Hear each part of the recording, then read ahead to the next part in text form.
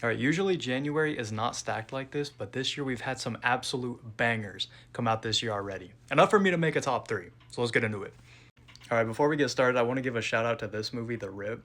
It wasn't like an incredible movie by any means, but I was thoroughly entertained, and the cast is just ridiculous. Ben Affleck, Matt Damon, Stephen Yeun, just I thought I made it up in my head when I saw it. I couldn't believe what I was seeing. All right, kicking it off at number three, I have Iron Lung by the one and only Markiplier. And I'm a huge fan of Mark. I'm going to be a huge fan of whatever he does in the future. But I really wanted to say that I love this movie, but I just really liked it. I thought it was a really good movie. I wouldn't give it like a 9 or a 10, but I'd put it around like a 7, 7.5. I really liked the psychological thriller aspect. I thought Mark's acting was great. I hope he's in a bunch of other things. I know he doesn't want to be like a full-time actor or anything, but I think he was really great in the role, especially being one of the few characters even in the movie. I think he did a great job.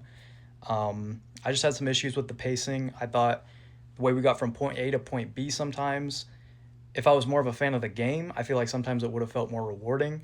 But to me, I thought it was a really good movie. I just had some issues with it.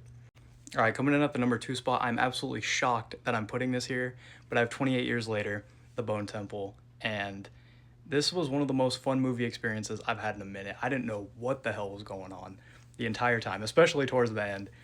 And as someone who wasn't a huge fan of the original 28 Years, I was coming into this movie like kind of skeptical. I was like, okay, a lot of people are saying it's amazing, but I'll judge it for myself. Came in with some low expectations, and I left just absolutely blown away. Everything about it was amazing. Even though there wasn't a crazy amount of zombies, it proved what made the 28 Years Later movies great wasn't the zombies, it's the performances. And this movie is a great example of that.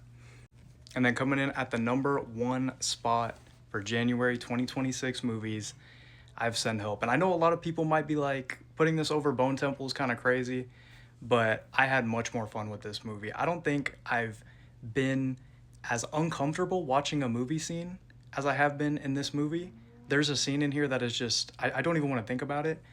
Um, Dylan O'Brien plays the douchebag character amazingly. I hope he's cast in more of those roles in the future because of how good he is in this movie. And just everything about it is so fun. It's so intense, it's suspenseful, it's hilarious at times. I would recommend anybody to go out and watch it. I'm pretty sure it's still in theaters. So I would recommend anybody who enjoys because I feel like any genre you can enjoy in this movie. It has all of it. It's a wild ride. I'd recommend it to everybody.